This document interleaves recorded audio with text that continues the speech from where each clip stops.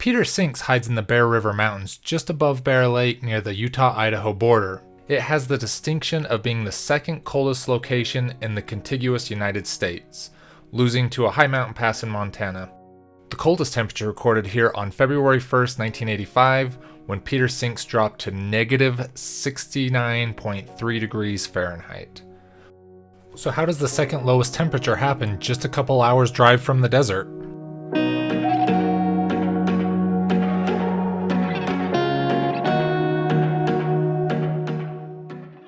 The Sinks are a large depression high in the mountains. There's no outlet, so the cold air flows into the natural bowl like water with no way of flowing out.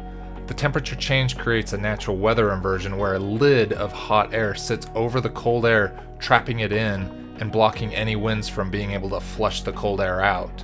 Each night, the coldest mountain air flows into the Sinks, chilling it even more. The reason the Sinks exist is due to geology of the mountain range they sit in. The Bear River Range is composed of limestone of ancient seabeds. This limestone is very prone to fractures, forming underground caves, and there are many in the area. Some you can visit and tour, like Minnetonka Cave to the north. Others in Logan Canyon have been closed to protect colonies of bats, and cavers can only enter by special permit. As small underground caves expand and become underground caverns, they get too large and the roof collapses. Up on the surface, all you see is a broken divot in the ground, but underneath is the rubble of an ancient cavern. Snowmelt and summer rains then drain into the Sinks.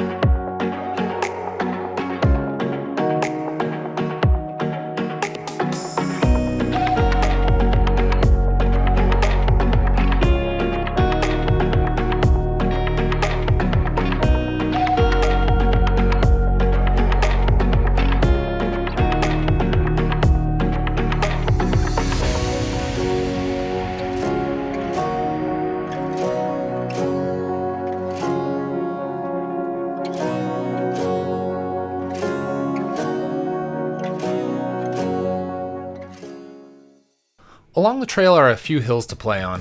If you ever see untraveled hills that would be cool to drive your four-wheeler up, please refrain from cutting new trails on virgin land. Oh my god, we made it! Or if a section like this gets blocked off as a recovery area by the Forest Service, respect the signs. However, these are well traveled by local traffic and a good place to get some excitement so you don't have to off-road off-trail. I can't believe we did that. Oh my god, another one? Oh shit, do I need to get out and look and see where we're going? They're not too dangerous or technical, but very exciting if you're not used to off-roading. The main road through the Bear River Mountains above Logan is well traveled and graded since a lot of cattle grazing is done up here in the summer. It's a great way to get a trailer up in the mountains for vacation. And while I bet you could drive the whole thing in a passenger car, I always advise you have at least four-wheel drive or all-wheel drive when on dirt roads, just for better handling and less of chances of getting potentially stuck. The trail out to Peter Sinks, on the other hand, does have some bumpy, worn areas that will require four-wheel drive and high clearance. The high amount of UTVs with knobby tires has really carved out the dirt around the tree roots in some places, making for bumpy sections. Nothing technical or dangerous, just a little rough on the suspension as you have to crawl over them.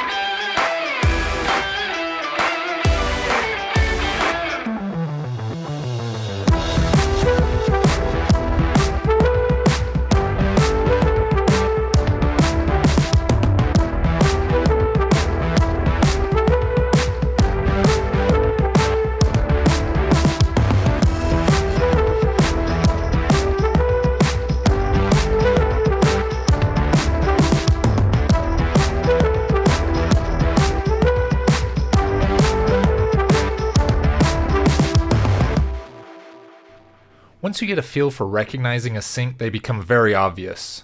Usually a rocky, fractured hole in the ground where water seems to flow in and disappear. And ends at this. What's in there? Look at the little ferns over on the other side. Some have enough dirt clogging the fractures that they can actually retain the water and become a small muddy pond.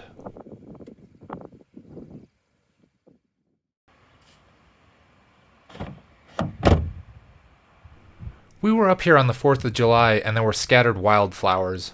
Mountain wildflowers can be very fleeting. Their main growing season only lasts a couple of months out of the year to grow, reproduce, seed, and go dormant again. You can definitely tell it's like more of a hole. Yeah. But even in July, a testament to how cold the sinks are, there was still snow.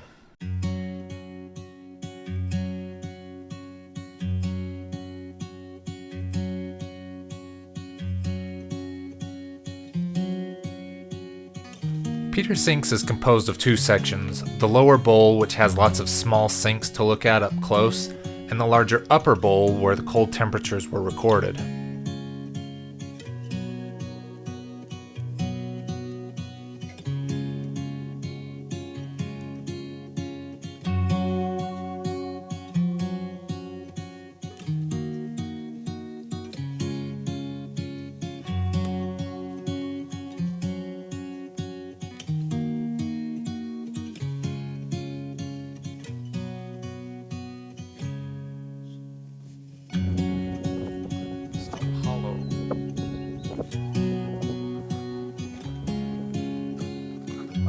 Falling down again.